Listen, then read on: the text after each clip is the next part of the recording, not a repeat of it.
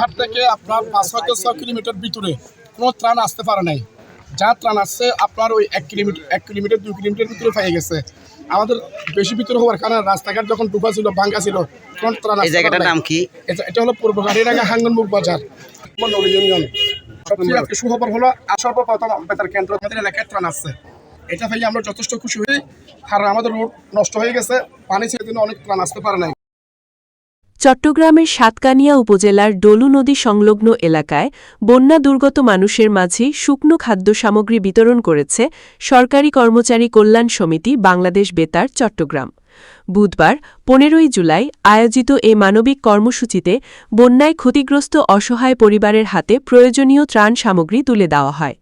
ত্রাণ বিতরণ কার্যক্রমে উপস্থিত ছিলেন বাংলাদেশ বেতার চট্টগ্রাম কেন্দ্রের সিনিয়র প্রকৌশলী মোহাম্মদ কামাল হোসেন, সরকারি কর্মচারী কল্যাণ সমিতির সভাপতি AKM রিদওয়ানুল করিম, সহসভাপতি মোহাম্মদ আরিফুল ইসলাম, সাধারণ সম্পাদক ইমাম হোসেন, সাংগঠনিক সম্পাদক সুনব তালুকদার, সদস্য রায়হান আলী, মোহাম্মদ হাসান মুরাদ, মোহাম্মদ কামরুজ্জামান, জুয়েল বড়ুয়া সহ সংগঠনের অন্যান্য নেতৃবৃন্দ।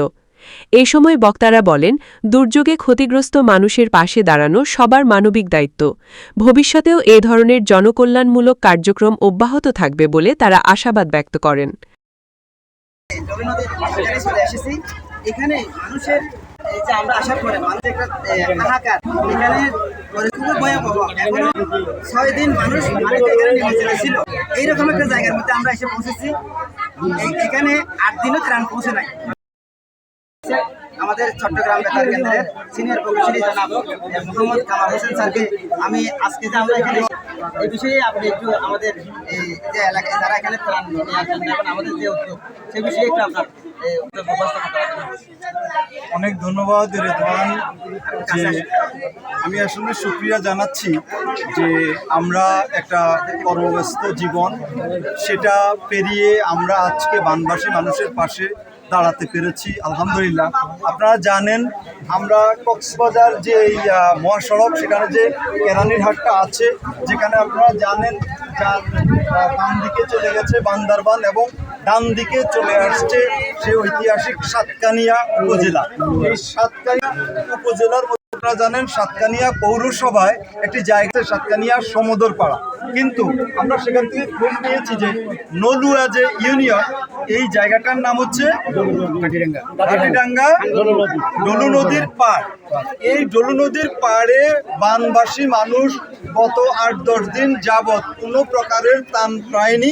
আপনারা দেখতে পারেন যে এদিকে ডলু নদী, একেবারে ডলু নদী ঘেঁষায় এই ছোট্ট বাজারটি, এই স্থানে আমরা আসছি।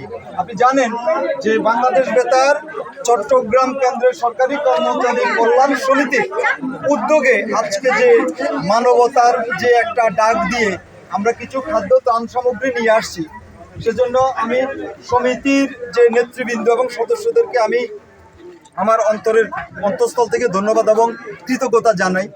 আমরা আমাদের সাধ্যমতো চেষ্টা করেছি যে আমরা এই বানবাসী মানুষের পাশে দাঁড়ানোর জন্য, বন্যা কবলিত মানুষের পাশে দাঁড়ানোর জন্য।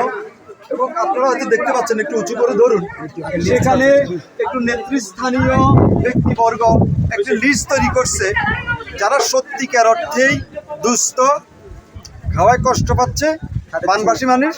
তাদের সিরিয়াল একটু পরে আমাদের এই নেতৃবৃন্দ রেদওয়ান সাহেব এবং আমাদের ইমাম, আমাদের সুনব, আরিফুল এবং আমাদের জুয়েল সবাই মিলে এই ত্রাণগুলো বিতরণ করব।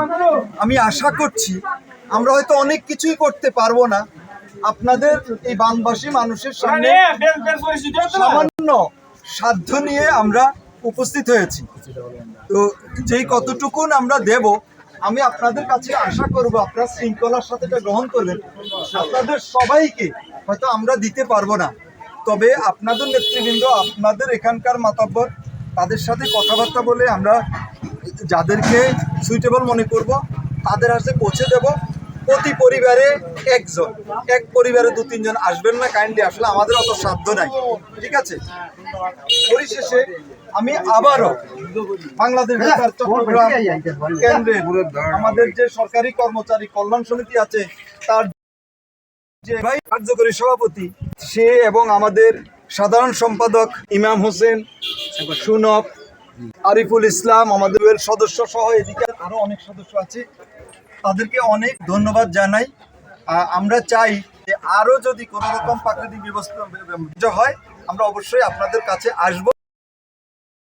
কর্মচারী কল্যাণ সমিতি চট্টগ্রাম এর উদ্যোগে যেখানে যেখানে যেখানে ভয়াবহ হয়েছে সেখানে আমরা ছুটে এসেছি।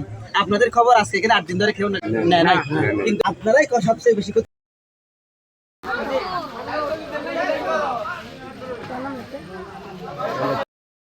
মোহাম্মদ আব্দুল কবির, আব্দুল কবির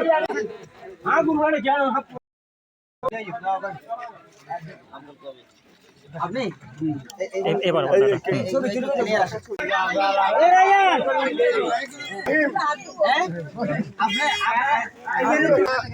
আব্দুল জলিল, হাসান ভাই কই? হাসান ভাই কই? তোরা কেডা দে মোটামুটি আরে তোরা পুরা দিব না।